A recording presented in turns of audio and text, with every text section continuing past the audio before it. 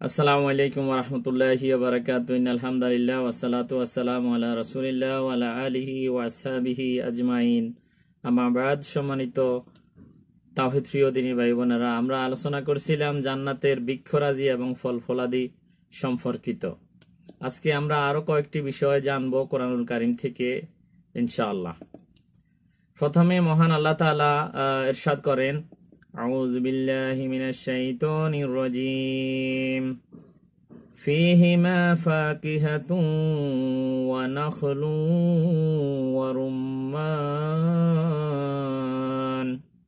অর্থাৎ তথায় আছে ফলমূল, খেজুর ও ডালিম। সূরা রহমান আয়াত নম্বর 68। তাহলে জান্নাতে ফলমূল থাকবে পর্যাপ্ত পরিমাণে এবং খেজুর থাকবে, পাশাপাশি ডালিমও থাকবে। আল্লাহ তাআলা আরো বলেন, ইয়াদউনা ফিহা বিকুল্লি ফাকিহাতিন আমিনিন।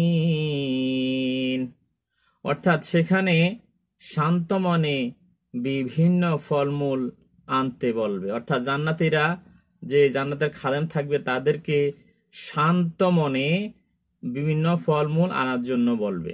দুনিয়ার মতো না যে যারা খাদেম তাদেরকে ধাক্কা দিয়ে তাদেরকে রাগ করে বলবে, কিন্তু জান্নাতীরা যখন জান্নাতে যাবে তখন তাদের শান্ত থাকবে, তাদের অধীনস্থ যারা থাকবে খেদমত, তাদেরকে শান্তভাবে মনে যা চায় তা সেটা আনার জন্য বলবে। সূরা দুখান আয়াত নম্বর 55। আল্লাহ তাআলা আরো বলেন, ওয়া আসহাবুল ইয়ামিন মা আসহাবুল ইয়ামিন ফি সিদরিম মাখদুদ ওয়া তালহিম মামদুদ ওয়া জিল্লিম মামদুদ ওয়া মাইম মাসকুব وفاكهة كثيرة لا مقطوعة ولا ممنوعة।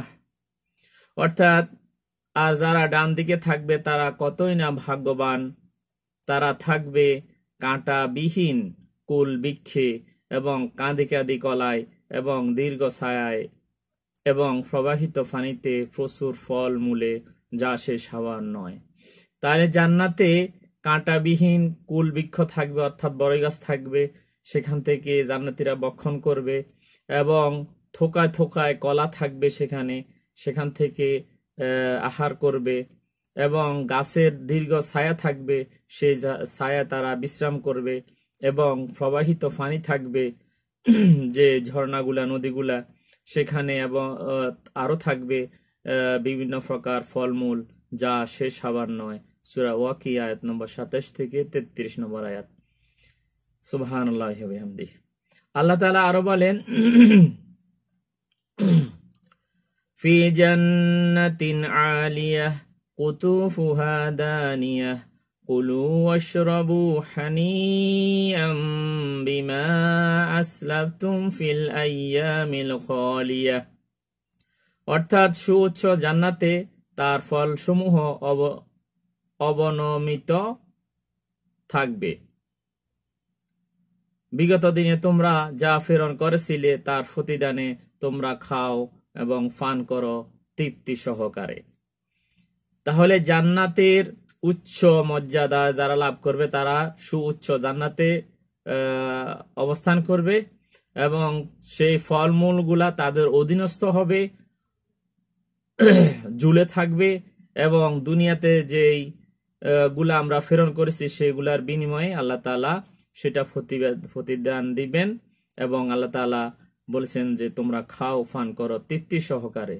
দুনিয়াতে আমরা যতই টাকার মালিক হই না কেন, আমরা কিন্তু তৃপ্তি সহকারে চাইলে আমরা সবকিছু খেতে পারি না। তো সেখানে আল্লাহ তাআলা অনন্ত নিয়ামত রাজি রেখেছেন জান্নাতে, সেখানে তৃপ্তি সহকারে আমরা খেতে পারবো ইনশাআল্লাহ। আল্লাহ তাআলা আমাদেরকে জান্নাতুল ফেরদাউস দান করুন, আমিন। আসসালামু আলাইকুম ওয়া রাহমাতুল্লাহি ওয়া বারাকাতুহু।